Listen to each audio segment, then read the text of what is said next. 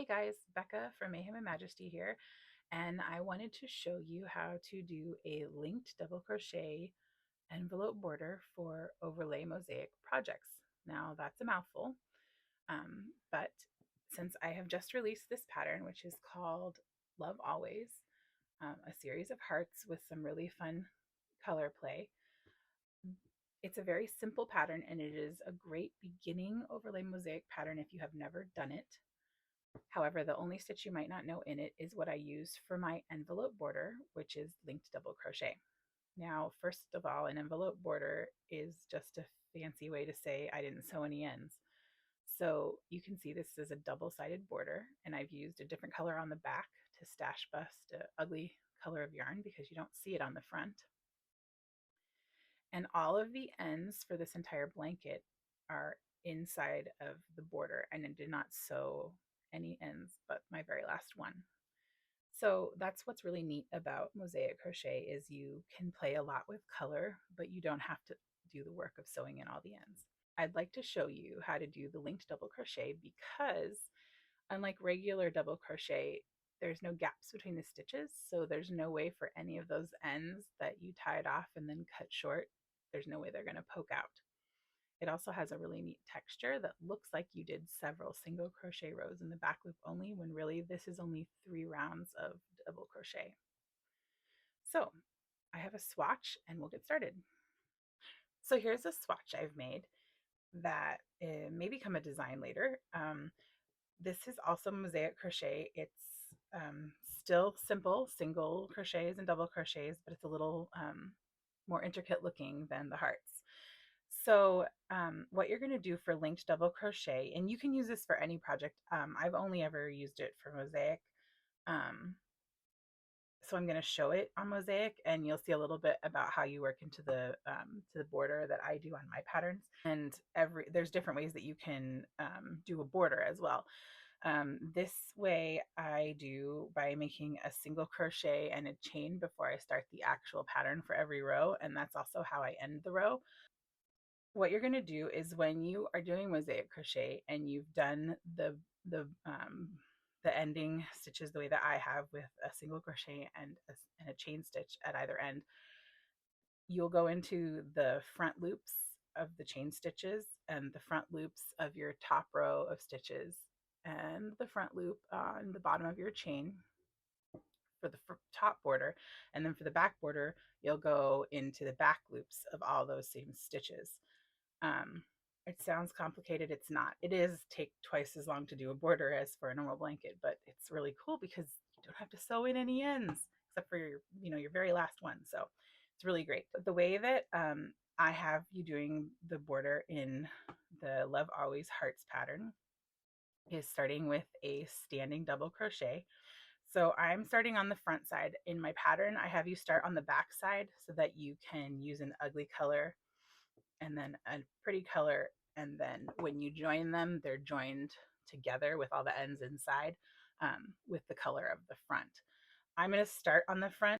I don't know, looking at the back the whole time would be ugly, so we're going to start on the front.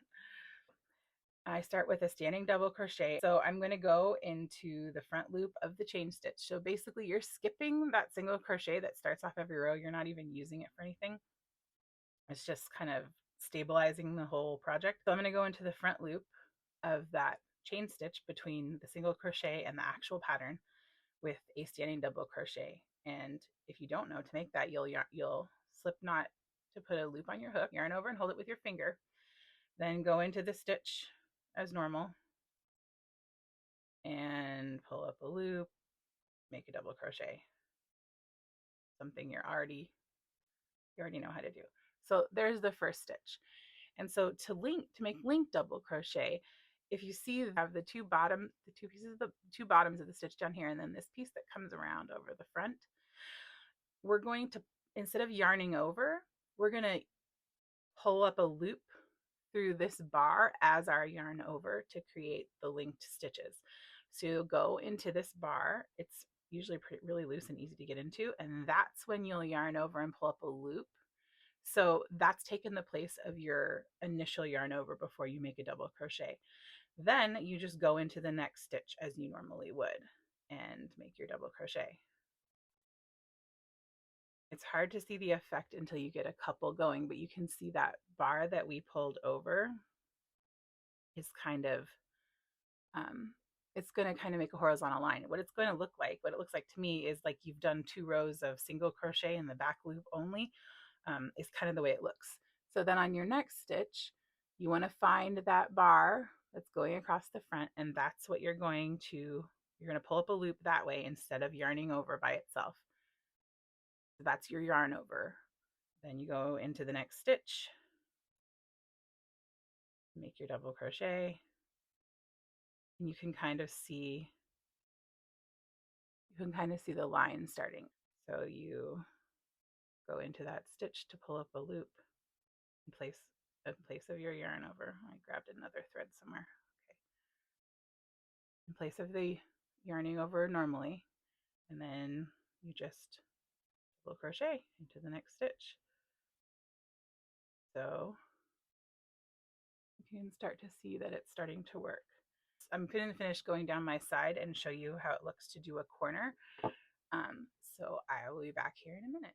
Okay, I've gone all the way across my first side with linked double crochet, and as you can see, it looks so neat. It looks like you've done 2 rows of single crochet in the back loop only, and I think that is a really neat look, especially with the way that mosaic looks. A lot of the time you'll see the stitches as single crochet in the back loop only, so I think a border like this really kind of brings it all together and gives that nice textured look. And this also feels a little thicker than just straight double crochets, so it also goes really nicely with the thickness of mosaic blankets.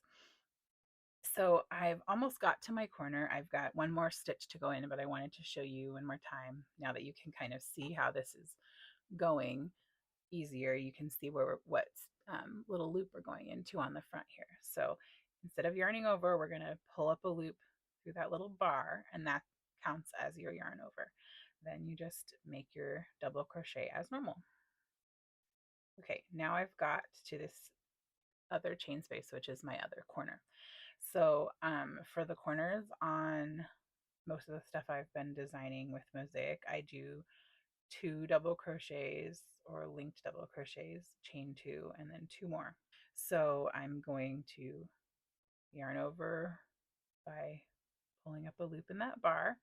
Then I'm going to make double crochet into the front loop of that corner chain. Do it again for the second one of the corner. The same front loop of the chain.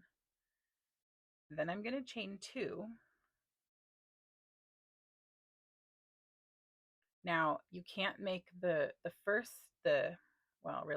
double crochet of the corner after the chain 2. You can't link that double crochet. So what I'm going to do is I'm just going to make a regular double crochet, and in my pattern this is all written out. It'll tell you to make 2 linked double crochets, chain 2, then a double crochet, then a linked double crochet, and then you'll continue with linked all the way down the side. So I'm just going to make a regular one, and then again on a regular one, it's this bar that kind of goes across the top of the 2 legs of the stitch right here. So that's the one you go in a yarn over, and then make my other one in the corner. Okay, so here's our completed corner. We have 2 linked double crochets, 2 chain stitches, and then a regular double crochet and a linked double crochet all in the same front loop of the chain space at the end of this top row. So then you would continue working down the side in the same way. You're working into the front loop of the chain spaces of each row. So I'll just do a couple to show you what it looks like. So continue with that linked double crochet, working into that front loop of the chain spaces that you made. So just do, oops,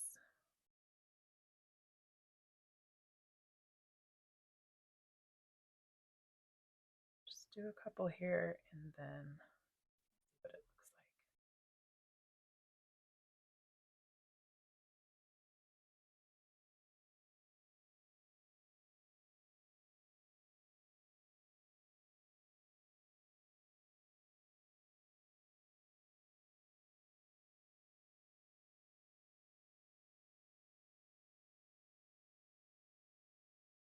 Okay, you can see how it's starting to look. I'm going to come back and show you how to join the round and start the second round. All right, so I didn't work all the way around my swatch to save myself some time in making this video, so I just started another corner up here so I could show you how to join your round.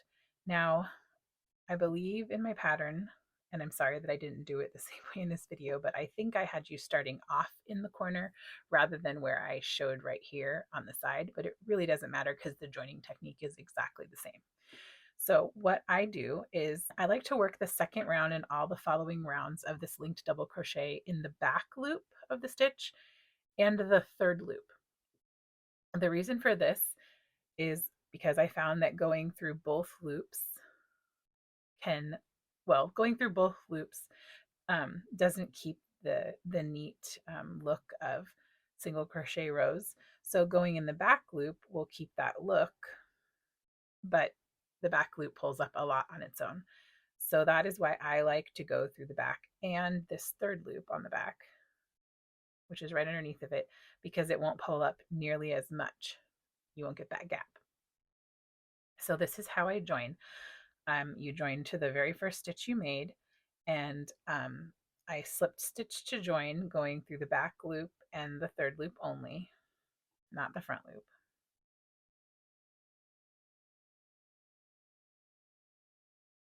And then I use a stacked single crochet. So to do a stacked single crochet, you chain one, go back into the stitch and make a single crochet. I tend to make this first one of my stacked double crochet, I tend to make the first stitch, the single crochet, a little loose on that loop as I pull through, because what you're doing after you make that single crochet is you're going to go through this loop and the same loop behind it on the side and make another single crochet, and you get a stitch the height of a double crochet, and it also has kind of the look of a double crochet as well. So that's what I like to use. And then for making it linked double crochet, I have a loop coming over here. It's not the exact loop of a double crochet, but it works all right. And that's the one I grab and go through to start making my next stitches. So I go through the back loop and the third loop, which is the loop. The third loops are the loops right below the stitches if you look at the back. So I go through both of those to make my stitch. Grab the bar, go through the back loop and the third loop, and that's how I do the next rows. So what you're getting is that pattern of the bars all the way up then that makes it look like all those rows of single crochet, and it's not pulling up too much because we're grabbing that third loop to help tack it down really tight. Okay, that's it. That's all there is to the linked double crochet envelope border. So after you've finished your 3 rounds on the front or the back, my pattern has you start with the back, then you would go and do the same thing on the back, and you can see you'll just be grabbing these back loops. And then when you go down the side, you'll be grabbing the back loops of all of the chains. And you might think that they would be easy or difficult to find. They're not that hard to find. Maybe at the beginning it will be a little tricky, but once you get going, it'll be really easy to see and find those loops all the way down on the second side that you do, whether it's the back or the front. I hope this was helpful. I hope you'll try out the Love Always pattern. You can get it on mayhemandmajesty.com.